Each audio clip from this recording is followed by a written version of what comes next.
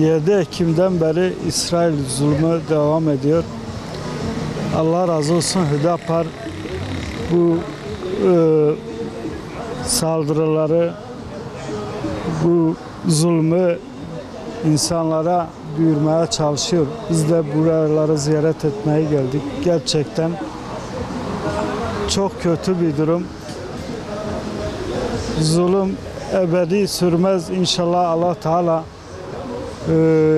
bu zulmü bizim sayemizde işte diyelim insanlara duyurarak inşallah son bulacak. Hiçbir zaman zulüm ebedi sürmedi.